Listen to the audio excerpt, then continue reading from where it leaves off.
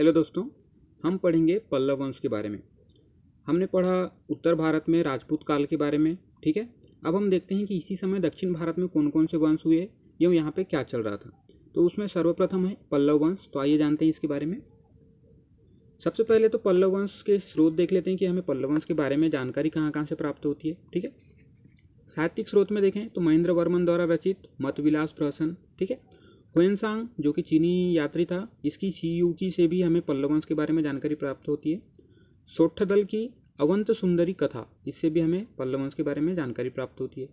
पुरातात्विक स्रोत देखें, पुरातात्विक स्रोतों में कौन कौन से स्रोत हैं जिससे हमें जानकारी प्राप्त होती है पल्लव वंश की। तो नंदीवर्मन का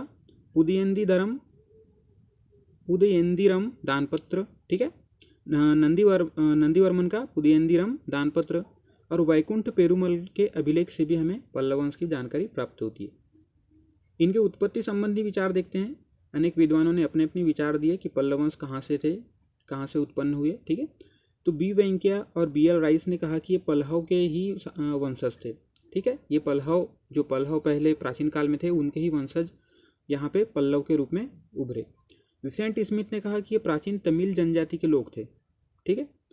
तालकुंड अभिलेख से ज्ञात होता है कि ये क्षत्रिय थे, ठीक है। तो ये विभिन्न प्रकार से उत्पत्ति के इनके जानकारी के स्रोत हैं, ठीक है। आगे देखते हैं, शासकों के बारे में चर्चा करते हैं। पल्लव वंश के शासकों के बारे में तो सिंह विष्णु प्रथम शासक हुआ, जो कि इसका वास्तविक संस्थापक भी था, ठीक है।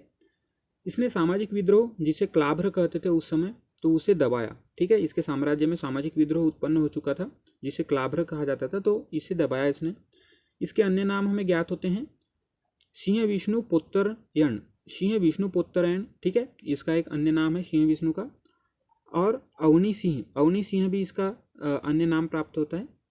यह वैष्णव मतानुयायी थे, अर्थात वैष्णव पंथ का अनुयायी था और वैष्णव धर्म को ही संरक्षण प्रदान करता था, ठीक है। इसने विभिन्न प्रकार के निर्माण भी कराए, जिसमें मामल्लपुरम का वराह मंदिर प्रमुख है, ठीक है। इसके समय में इसके राज दरबारी कवि भारवी ने किरात अर्जुनियम नामक ग्रंथ की एक रचना की, ठीक। नेक्स्ट शासक देखते हैं महेंद्र वर्मन प्रथम शासक के साथ साथ एक रचयिता भी था। इसने पुस्तकों की रचना भी की, जिसमें मध्यविलास प्रहसन, ठीक है, जिससे हमें पल्लव वंश के बारे में जानकारी भी प्राप्त होती है। और भगवत जुकियम, जो कि इसके दो पुस्तकें हैं, ठीक है। इसकी उपाधियां हैं विभिन्न प्रकार की, मत्तविलास, गुणभर और विचित्र चित्त, ठीक है। तो इस प्रकार की इसकी उपाधियां हैं। इसके समय में संगीत ग्रंथ सर्वप्रथम हमें, अगर मध्यकाल में देखें, मध्यकालीन भारत में, तो सर्वप्रथम हमें महेंद्र वर्मन प्रथम के काल के ही संगीत ग्रंथ प्राप्त होते हैं, जिसे पुडमी आलय कहा गया है, ठीक है। ग्रंथ का नाम है ये।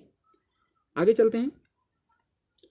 आगे नेक्स्ट शासक हुआ नरसिंह वर्मन, जिसने विभिन्न प्रकार के युद्ध किए, ठीक है।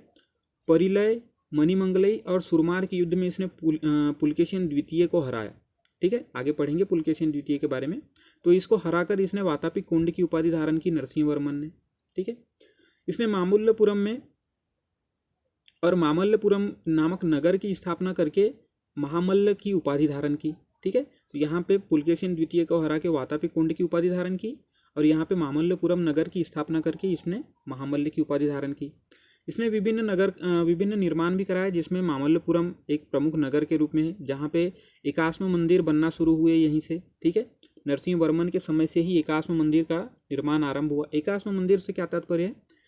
एक बड़े पत्थर को काट के, अर्थात या मान लो पहाड़ों को काट के मंदिर बनाना, पहाड़ों को काटने के बाद उसका मंदिर की आकृति देना, उसमें कोई जोड़ तोड़ नहीं होता है, केवल एक पत्थर से ही मंदिर अथवा मूर्ति इसका निर्माण किया जाता है। तो यहाँ से एकाश्म मंदिर का निर्माण शुरू होता है, ठीक है, नरसिंह वर्मन प्रथम के। पल्लव शैली का विकास होना शुरू हुआ। स्थापत्य कला की शैली है एक पल्लव शैली, जिसका विकास नरसिंह वर्मन प्रथम के काल से ही शुरू होता है। इसके काल में इसके दरबार में हुएनसांग पहुंचा, ठीक है। हुएनसांग चूंकि चीनी यात्री था, तो यह नरसिंह वर्मन के दरबार में भी गया। नेक्स्ट शासक हुआ महेंद्र वर्मन द्वितीय, ठीक है। उसके बाद आया शासक परमेश्वर वर्मन प्रथम। इसकी उपाधियां देखते हैं इसकी उपाधियां एकमल्ल, रनंजय और उग्रदंड। अंत्यतकाम, गुणभाजन, विद्यावनित, बहुत सारी उपाधियां धारण किया इसने। ठीक है, ये विभिन्न प्रकार की उपाधियां हैं, देख लीजिए। इसने निर्माण कराया मामल्लपुरम में गणेश मंदिर का। ठीक है, मामल्लपुरम नगर की स्थापना नरसिंह वर्मन ने कराया, यहाँ पे देखिए। परंतु अगर उसके अंदर गणेश मंदिर देखें तो गणेश मंदिर का निर्माण परमेश्वर वर्मन ने कराया। ठीक है, तो देखते हैं आगे। और नेक्स्ट शासक हुआ नरसिंह वर्मन द्वितीय। ठीक है, इसकी भी उपाधियां देखते हैं। आगम प्रिय, शंकर भक्त, वाद्य विद्याधर, वीणा नारद, राजसिंह, अंत्योदय, तुम्बुर। ठीक है, ये विभिन्न प्रकार की इसकी उपाधियां हैं। इस समय राजसीय शैली का विकास हुआ। ठीक है, ये द्रविड़ कला की विभिन्न भवन निर्माण या मंदिर निर्माण की विभिन्न प्रकार की शैलियां हैं। तो नरसिंह वर्मन द्वितीय के समय में राजसीय शैली का निर्माण हुआ। हम इसके बारे में आगे चर्चा करेंगे। ठीक है, पल्लवकालीन स्थापत्य में इसकी चर्चा होगी। इसके निर्माण देखते हैं कौन कौन से इसने निर्माण कराया। कांची में कैलाशनाथ मंदिर का निर्माण कराया नरसिंह वर्मन ने। महाबलीपुरम में शोर मंदिर का निर्माण कराया। ठीक है, और नगरपट्टनम में बौद्ध विहारों का भी निर्माण कराया इसने। ये बौद्ध विहार जो है चीन से पधारे बौद्ध लोगों के लिए इसने नगरपट्टनम में बौद्ध विहार का निर्माण कराया था। अपने दूत मंडल को इसने चीन भेजा। ठीक है, बौद्ध दूत मंडल को इसने चीन भेजा। इसके समय में इसका राज दरबार में जो कवि था दंडिन, उसने 10 कुमार चरित नामक ग्रंथ की रचना की। ठीक है, आगे चलते हैं। नेक्स्ट शासक हुआ परमेश्वर वर्मन द्वितीय। यह विभिन्न स्मृतियों के अनुसार शासन करता था। ठीक है, मनु स्मृति, बृहस्पति स्मृति का पालन करते हुए ये इसने शासन किया, जिसमें जैसे जैसे वहाँ पे नियम कानून बताए गए हैं, ये इसने परमेश्वर वर्मन ने उसी प्रकार से शासन में उसको स्थान दिया। ठीक है, नेक्स्ट शासक हुआ नंदीवर्मन द्वितीय। इसका चयन प्रजा द्वारा किया गया था। ठीक है, नंदीवर्मन द्वितीय का चयन जो है प्रजा द्वारा किया गया था। इसने विभिन्न प्रकार के निर्माण भी कराए, जिसमें कांची का मुक्तेश्वर मंदिर और वैकुंठ पेरुमल मंदिर। कांची में ही है ये दोनों मंदिर हैं, मुक्तेश्वर मंदिर और वैकुंठ पेरुमल मंदिर। ठीक है, नेक्स्ट शासक हुआ दंतीवर्मन। दंतीवर्मन ने त्रिपली नामक स्थान में जो पार्थसारथी मंदिर था उसका पुनर्निर्माण कराया। ठीक है, ये ध्यान रखिएगा। नेक्स्ट शासक हुआ नंदीवर्मन तृतीय। इसके समय में इसके राजदरबार में एक कवि था पेरुन देवनार, जिसने भारत बेडवा नामक एक ग्रंथ की रचना की। ठीक है, नेक्स्ट शासक हुआ नृपतुंग वर्मन और उसके बाद शासक हुआ अपराजित। नाम है अपराजित, परंतु ये चोल शासक आदित्य प्रथम से पराजित हो गया। ठीक है, तो देखते हैं दोस्तों हमने क्या क्या अध्ययन किया।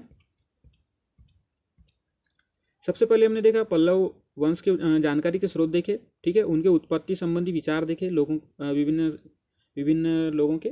फिर शासकों के बारे में एक चर्चा की, जिसमें सिंह विष्णु, ठीक है, महेंद्र वर्मन प्रथम, नरसिंह वर्मन प्रथम, महेंद्र वर्मन द्वितीय, यहीं पे परमेश्वर वर्मन प्रथम, ठीक है, नरसिंह वर्मन द्वितीय। आगे हमने देखा परमेश्वर वर्मन द्वितीय, नंदी वर्मन द्वितीय, दंती वर्मन, नंदी वर्मन तृतीय, नृपतुंग वर्मन अपराजित। तो इस प्रकार से ये पल्लव वंश हुआ। तो ठीक है दोस्तों, अगर आपको जानकारी पसंद आती है तो इसे शेयर कीजिए। धन्यवाद।